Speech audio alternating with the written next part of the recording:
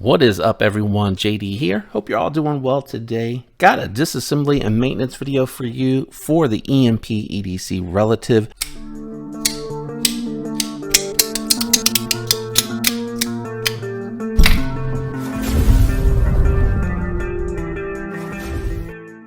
This should be the same regardless which variant you've picked up, so long as it's not too far into the future. I recommend that you get a good set of tools. I like Weeha bits, and the Weeha stubby driver is good. You just got to be careful with the stubby driver not to over tighten your stuff. And then if you want something a little bit fancier, the Griffin tool driver is really nice. And then the Scout tool driver here in titanium, you can get it raw or they're blurple. This is okay. I have found that I like the Griffin tool a little bit better because it suits my larger hand a little bit more. You can see it's a little bit taller, so that helps a little bit with the reach, and then also with the chunkier end here with the frag pattern does make this very grippy. You will need a T8 for the full disassembly. Full disclosure, I've already disassembled this to get the skiffs installed as soon as it came in, but I did want to do a video for anyone out there that might be interested in doing this one. Now for this particular one, I think you have to remove, if I recall correctly, the top pocket clip screw. I think that one goes into the back spacer, and it is titanium. I can tell you that because it's not sticking at all to the magnetic pouch here. So I am going to stick it in the deeper pouch on this particular pad. I know it's a little off screen, but I do recommend this pouch if you're on a budget and you just want something nice, silicone that's easy to clean, and it has compartments for all of your tools, bits, hardware, and all of that good stuff. But with that out of the way, you should be able at this point now to go ahead and remove the other body screw. And as you can see, I did not tighten these overly tight. You just need to wrench on them till they give you some resistance and then snug it down. Don't over tighten it. You don't want to strip your screws. You're dealing with titanium, so just be very mindful of that as you are working on your relative, or even if you're working on any knife that is all titanium. Now that should be everything that you need to disassemble. Lift up on the lock bar lightly and just work it back and forth until it releases. And as you can see here, that's where your standoff bolt was. Here is where the one that went through the pocket clip is, and it does go into that standoff. Now from here, what I would recommend doing is going ahead and disassembling the knife, which does have a nice press fit bearing on there. Be very careful not to lift up with the sharp edge of the knife, and just make sure that you're lifting everything up.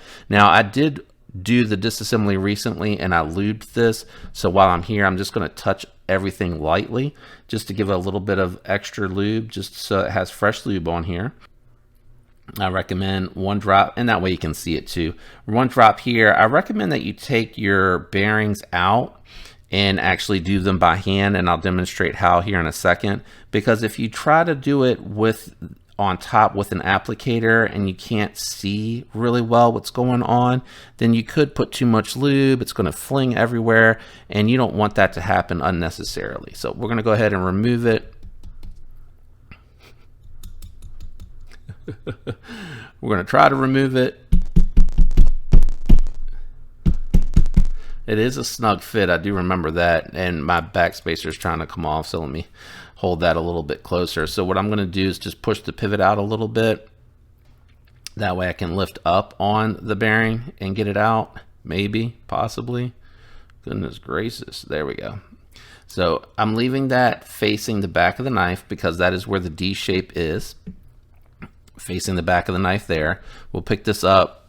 It really doesn't need much more lube, so I'm just going to put a little bit on the actual bearing, in finger, or on finger rather.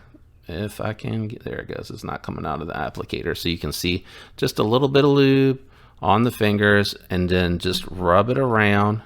And because I'm not installing skiffs, I installed them as soon as I got them, I can put them right back on those washers. If you're installing skiffs and you've had your relative a little while, what I would recommend is that you go ahead and flip the washers on there. I'm going to stick a little bit back on the pivot though, since I was moving it around.